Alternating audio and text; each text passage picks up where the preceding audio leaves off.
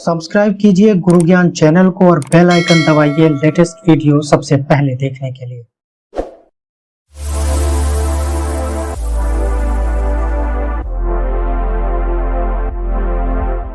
नमस्कार, गुरु ज्ञान आईएएस के ऑडियो आर्टिकल प्रोग्राम में आपका स्वागत है। हमारा आज का आर्टिकल केंद्रीय मंत्रिमंडल के द्वारा प्रस्तावित एक प्रस्ताव से संबंधित है, जिसमें लड़कियों की शादी की न्यूनतम उम्र को बढ़ाने की बात की गई है। चलिए आर्टिकल की शुरुआत करते हैं। हाल ही में केंद्रीय मंत्रिमंडल के द्वारा लड़कियों और लड़कों की शादी की न्यूनतम उम्र में एकरूपता लाने के लिए पेश किए गए प्रस्ताव को मंजूरी मिल गई है। भारत में बात जब पुरुष और महिलाओं की शादी के लिए न्यूनतम उम्र की आती है तो 1929 के शारदा एक्ट का जिक्र होना स्वाभाविक हो जाता है। इस एक्ट के तहत ही शादी के लिए न्यूनतम उम्र की सीमा लागू की गई थी। इसमें पुरुषों के लिए शादी की न्यूनतम उम्र 18 साल लागू की गई थी और महिलाओं के लिए 14 साल निर्धारित की गई थी।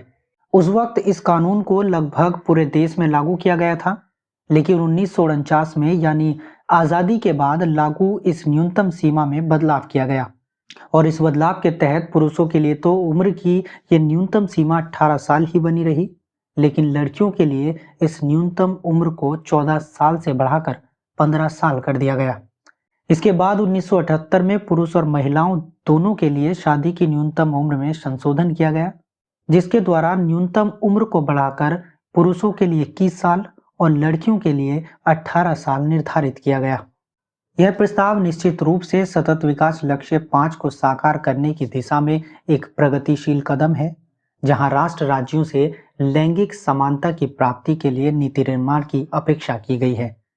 लेकिन केवल अच्छा इरादा ही अनुकूल परिणामों की गारंटी तो नहीं देता। व्यापक सामाजिक समर्थन के बिना लागू किए गए कानून प्राय अपने उद्देश्यों की पूर्ति में तब भी विफल सिद्ध होते हैं जब उनके घोषित उद्देश्य और तर्क व्यापक सार्वजनिक भलाई का लक्ष्य रखते हों।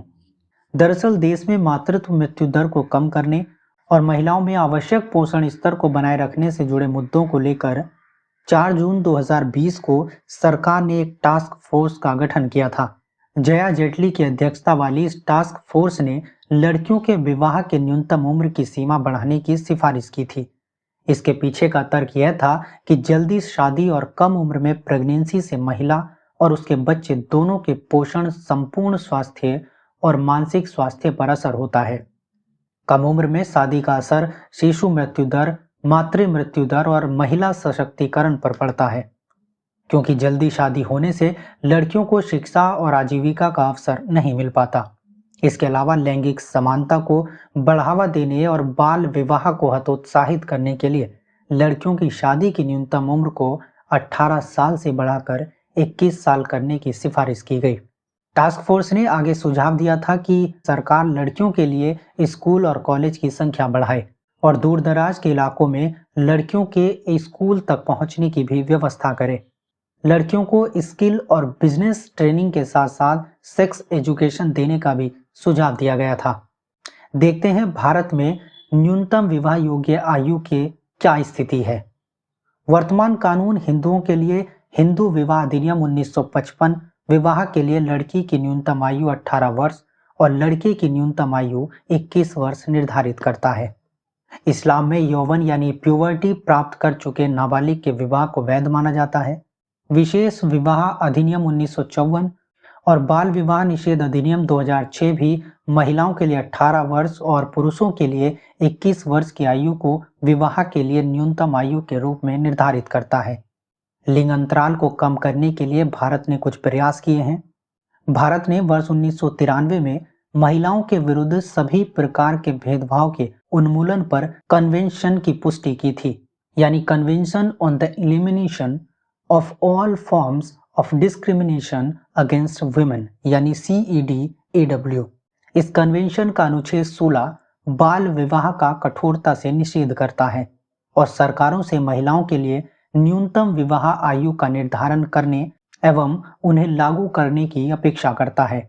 वर्ष 1998 से भारत ने विशेष रूप से मानव अधिकारों की सुरक्षा पर राष्ट्रीय कानून का प्रवर्तन किया है, जिसे मानवाधिकारों की सार्वभौमिक घोषणा 1948 जैसे अंतर्राष्ट्रीय साधनों के अनुरूप तैयार किया गया है।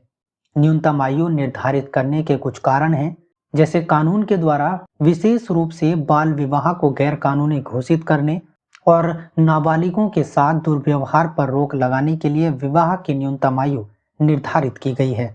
बाल विवाह महिलाओं को अल्पायु गर्भावस्था यानी अर्ली प्रेगनेंसी, कुपोषण और मानसिक हिंसा, भावनात्मक हिंसा और शारीरिक हिंसा का शिकार बनाता है। अल्पायु गर्भावस्था बाल मृत्यु दर में वृद्धि के साथ भी संबद्ध है और माता के स्वास्थ्य को प्रभावित करती है। आप जानते होंगे कि साल 2008 की लॉ कमीशन रिपोर्ट में यह सुझाव दिया गया था कि लड़कों और लड़कियों की शादी की न्यूनतम उम्र एक समान होनी चाहिए। राष्ट्रीय मानवाधिकार आयोग ने भी साल 2018 में यह सुझाव दिया था। इसके अलावा महिला और पुरुष दोनों के लिए शादी की न्यूनतम आयु में अंतर है, जो कि संविधान के अनुच्छेद 14 में उपलब्ध समानता के अधिकार का और अनुच्छेद 21 में उपबद्ध गरिमापूर्ण जीवन जीने के अधिकार का उल्लंघन करता है। इन्हीं आर्ग्यूमेंट्स को ध्यान में रखते हुए कैबिनेट ने यह मौजूदा फैसला लिया है। हालांकि इस फैसले को कानूनी शक्ल देने के लिए हिंदू मैरिज एक्ट और स्पेशल मैरिज एक्ट 1954 में भी बदलाव करने की जरूरत पड़ सकती है, क्योंकि अभी इन दोनों कानूनों में लड़कियों के लिए शादी की न्यूनतम उम्र 18 वर्ष है। इसी तरह बाल विवाह निषेध कानून 2006 में भी 18 वर्ष का ही प्रावधान है।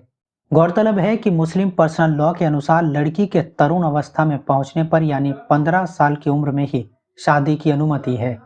ऐसे में इस कानून को बदलने में थोड़ी मुश्किल आ सकती है, क्योंकि पर्सनल लॉ और बाल विवाह निषेध कानून इन दोनों में से किसे तरजीह देनी है, यह देखने वाली बात होगी। चलिए हम अब आपको बताते हैं विवाह के योग्य जो कानूनी आयु बढ़ाने की बात की गई है उसके पक्ष में क्या तर्क दिए गए हैं। पहला है बुनियादी अधिकारों का संरक्षण। अल्पायु विवाह और बाल विवाह के विरुद्ध महिलाओं की सुरक्षा वस्तुतः उनके बुनियादी अधिकारों की सुरक्षा है और यह महत्वपूर्ण कदम देश की आधी आबादी के लिए व्यापक अधिकार आधारित ढांचा प्रदान करने के लिए संबंधित विधायी ढांचे में परिवर्तन को बल देगा। दूसरा है लिंग समानता लाना। विशेष विवाह अधिनियम की धारा 2A महिलाओं के लिए 18 वर्ष जबकि पुरुषों के लिए 21 वर्ष की विवाह योग्य कानूनी आयु घोषित करती है, लेकिन यह भेद रखने का कोई उचित तर्क मौजूद नहीं है। जब पुरुषों और महिलाओं के लिए मतदान करने की आयु समान हो सकती है, उनके लिए सहमति, स्वेच्छा और वैध रूप से किसी अनुबंध में प्रवेश करने की आयु भी समान है, तो फिर विवाह के लिए समान आयु क्यों नहीं निर्धारित की जा सकती। तीसरा है समान कानूनों से समानता की उत्पत्ति। समान कानूनों से समानता की उत्पत्ति होती है और सामाजिक परिवर्तन कानूनों के पूर्ववर्ती और उनके परिणाम दोनों ही होते हैं। प्रगतिशील समाजों में कानून में परिवर्तन सामाजिक धारणाओं में परिवर्तन लाने की भी बृहद संभावना रखता है। चौथा है महिला सशक्तिकरण को सबल करना। महिलाओं के विकास के कई संकेतक होते हैं, जिसमें उच्च शिक्षा में छात्राओं के नामांकन में वृद्धि एक प्रमुख संकेतक है। इसके अलावा उज्ज्वला मुद्रा योजना और प्रधानमंत्री जनधन योजना जैसी योजनाओं ने महिलाओं को सरकारी योजनाओं के लाभार्थियों के सबसे बड़े वर्ग के रूप में प्रकट किया है। विवाह योग्य आयु में समानता के प्रवेश से महिला सशक्तिकरण को और बढ़ावा मिलेगा। अब इसके पक्ष में क्या तर्क थे वो हमने देखे और अब बात करते हैं इसके विपक्ष में क्या तर्क दिए गए हैं। पहला है आर्थिक रूप से आश्रित महिलाओं को लाभ की संभावना। विवाह योग्य कानूनी आयु में वृद्धि का उद्देश्य भावना के स्तर पर तो अच्छा दिखता है, लेकिन सामाजिक जागरूकता में वृद्धि और स्वास्थ्य देखभाल तक पहुंच में सुधार किए बिना यह महिलाओं को अधिक लाभ नहीं दे सकेगा। स्थिति यह है कि युवा महिलाएं अभी तक आर्थिक रूप से स्वतंत्र एवं सबल नहीं हो सकी हैं और पारिवारिक एवं सामाजिक दबाव में रहते हुए अपने अधिकारों एवं स्वतंत्रता का उपभोग करने में असमर्थ हैं। दूसरा है कड़े कानूनों के बावजूद बाल विवाह का उच्च प्रचलन। 18 वर्ष से कम आयु के विवाह पर निषेध रखने वाला कानून किसी न किसी रूप में 1900 के दशक से ही प्रवर्तित रहा है। फिर भी वर्ष 2005 तक बाल विवाह पर लगभग कोई रोक नहीं लगी थी और 20 से 24 आयु वर्ग की महिलाओं में से लगभग आधी महिलाओं का विवाह न्यूनतम कानूनी आयु से पहले हो गया था। तीसरा है अल्पायु विवाह का कोई आपराधिक रिकॉर्ड नहीं है। भले ही प्रत्येक 5 में से एक विवाह 18 वर्ष की आयु से पहले संपन्न हुआ हो, लेकिन देश के आपराधिक रिकॉर्ड में अधिनियम के उल्लंघन का कोई उल्लेख शायद ही प्रकट हुआ हो। तीसरा है बाल विवाह के उन्मूलन का कोई आश्वासन नहीं। प्रभावित होने वाली विवाह योग्य आयु की महिलाओं की संख्या बहुत अधिक है, जिनमें से 60% से अधिक का 21 वर्ष से पहले विवाह हो जाता है। 18 वर्ष की आयु से पहले महिलाओं के विवाह का उन्मूलन कर सकने की असमर्थता इस बात का कोई आश्वासन नहीं देती कि इस आयु को बढ़ाकर 21 किए जाने से अल्पायु विवाह का उन्मूलन हो सकेगा। चौथा है माता पिता के द्वारा कानूनों का दुरुपयोग। महिला अधिकार कार्यकर्ताओं के अनुसार माता पिता प्रायः इस अधिनियम का दुरुपयोग अपनी इच्छा से विवाह करने वाली या बलात् विवाह, घरेलू हिंसा और शिक्षा सुविधाओं के अभाव से बचने के लिए भाग जाने वाली बेटियों को दंडित करने के लिए करते हैं। इस प्रकार पितृसत्तात्मक व्यवस्था में अधिक संभावना यह है कि आयु सीमा में परिवर्तन से युवा वयस्कों पर माता पिता की आधिकारिकता में वृद्धि और बढ़ेगी। अब देखते हैं क्या हो सकती है आगे की राह। वस्तुनिष्ठ समानता सुनिश्चित करना। जैविक, सामाजिक या डेटा एवं शोध आधारित कोई भी तर्क वैध विवाह में प्रवेश करने के लिए पुरुषों और महिलाओं के बीच आयु में असमानता को उचित नहीं ठहरा सकता। भारत ने वर्ष 1954 में विशेष विवाह अधिनियम के साथ निर्णय लिया था कि आयु एक वैध विवाह की बुनियादी आवश्यकताओं में से एक होनी चाहिए। इस संबंध में समानता का नहीं होना एकमात्र दोष था, जिसे अब बाल विवाह निषेध अधिनियम यानी PCMA 2006 में संशोधन के माध्यम से दूर किया जा रहा है। दूसरा है वंचित महिलाओं का सशक्तिकरण। वंचित महिलाओं को सशक्त बनाने के लिए उनके प्रजनन अधिकारों का सम्मान किया जाना और अल्पायु विवाह की शिकार महिलाओं की बुनियादी संरचनात्मक वंचनाओं को दूर करने के लिए अधिकाधिक निवेश सुनिश्चित किया जाना आवश्यक है। सरकार को समानता के मुद्दों को संबोधित करने में भी अधिक निवेश करने की आवश्यकता है। उसे ऐसे उपाय करने होंगे जो वंचितों को अपनी शिक्षा पूरी करने में सक्षम बनाए, उन्हें करियर परामर्श प्रदान करे और कौशल एवं जॉब प्लेसमेंट को प्रोत्साहित करे। सार्वजनिक परिवहन सहित सार्वजनिक स्थानों पर महिलाओं की सुरक्षा के विषय को भी संबोधित करने की जरूरत है। माता पिता में व्यावहारिक परिवर्तन भी आवश्यक है, क्योंकि वे ही अंततः अधिकांश महिलाओं के लिए विवाह संबंधी निर्णय लेते हैं। अगला है महिलाओं में जागरूकता बढ़ाना। घोषित उद्देश्यों को प्राप्त करने का एक अच्छा किंतु कठिन तरीका यह होगा कि बालिकाओं को अल्पायु गर्भधारण के खतरों के प्रति जागरूक बनाया जाए और उन्हें अपने स्वास्थ्य में सुधार के लिए तंत्र प्रदान किया जाए। महिलाओं के यौन एवं प्रजनन स्वास्थ्य और अधिकारों के संबंध में सामाजिक जागरूकता पैदा करने पर ध्यान केंद्रित किया जाना चाहिए। साथ ही यह सुनिश्चित किया जाना चाहिए कि बालिकाएं स्कूल या कॉलेज छोड़ने के लिए बाध्य न की जाएं। हालांकि एक वर्ग ऐसा भी है जो कैबिनेट के इस फैसले से सहमत नहीं है। उनका मानना है कि महिलाओं के लिए शादी की न्यूनतम उम्र 18 होने के बावजूद भी भारत में बाल विवाह हो रहे हैं, और अगर बाल विवाह में कमी आई है तो उसका कारण मौजूदा कानून नहीं बल्कि लड़कियों की शिक्षा और रोजगार के अवसरों में बढ़ोतरी है। UNFPA के आंकड़े भी बताते हैं कि शिक्षित महिलाओं में बाल विवाह की प्रवृत्ति में कमी देखी गई है।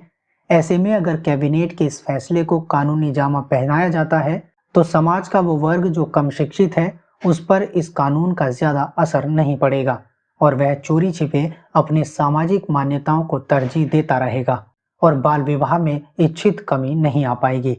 इसके अलावा चूंकि भारतीय कानून के मुताबिक 18 साल की उम्र में व्यक्ति को वयस्क मान लिया जाता है, ऐसे में लड़कियों की शादी की न्यूनतम उम्र 21 साल बढ़ाने से उन्हें अपने निजी मामले में भी फैसले लेने के लिए इंतजार करना होगा।